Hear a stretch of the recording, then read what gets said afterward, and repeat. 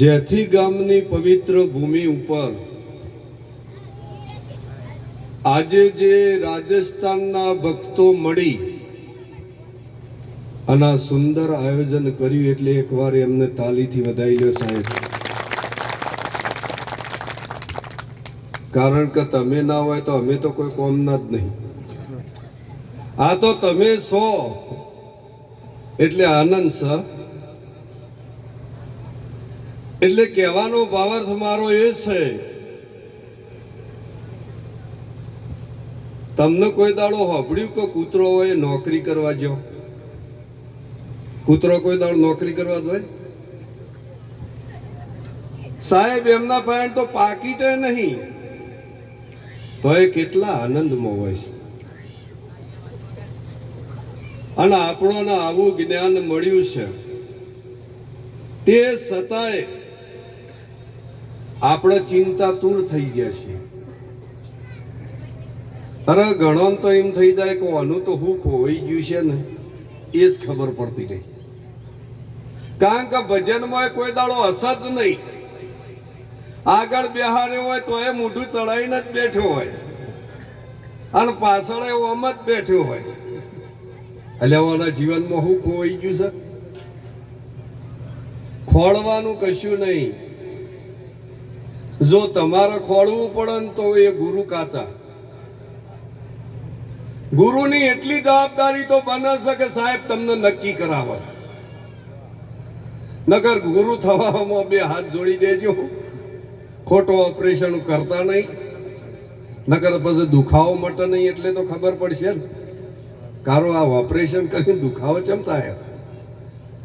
એટલે પછી તમે દુખાવો કેટલો સહન કરશો એ કહો. કેટલું સહન કરો? નહીં કરો તમે સહન, બીજા ડોક્ટરને પકડી જ લેવો.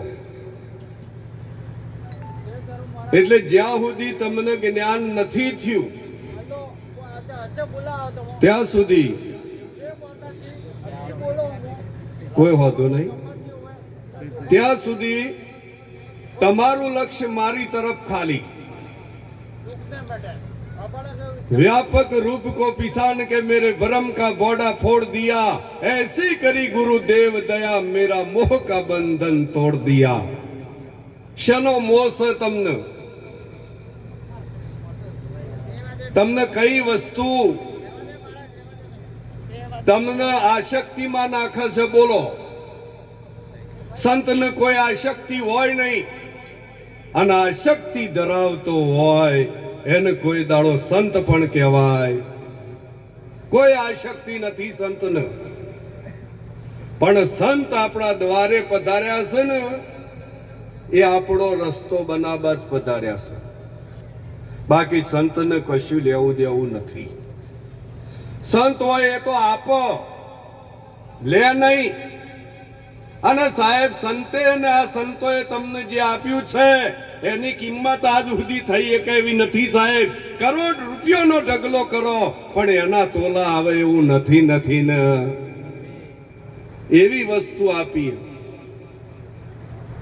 એટલે કીધું, હે જાગ જીવલડા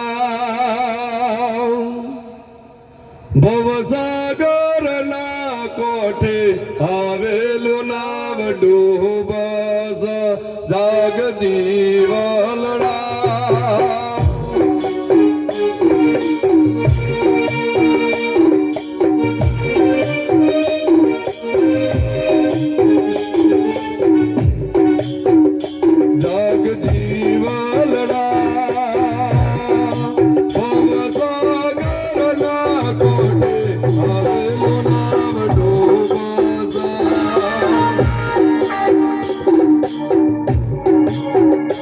Hare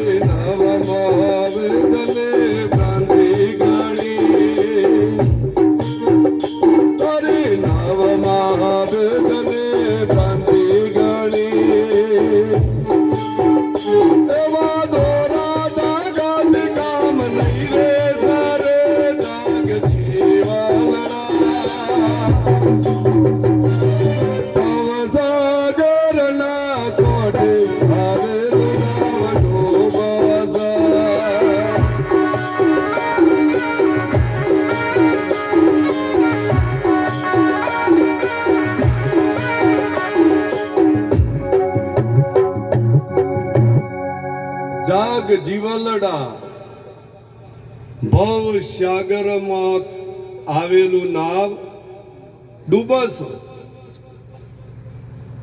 સાહેબ, પહેલા તમે મનુષ્ય બની જજો. અને મનુષ્ય જન્મ તો નથી પણ બનાય છે. એક ભાઈ મન કે મનુષ્ય જન્મ તો નહીં, કારણ કે હારીએ હું હો. મેં કીધું જન્મ એ છોકરો છોડી, મનુષ્ય કોઈ દાડો જન્મ, અને એનો જન્મ થાય સદગુરુના ચરણમાં. અને જ્યારે મનુષ્ય પદ કમ્પ્લીટ થાય પછી તમે જ્ઞાનના અધિકારી. પહેલા નહીં હો.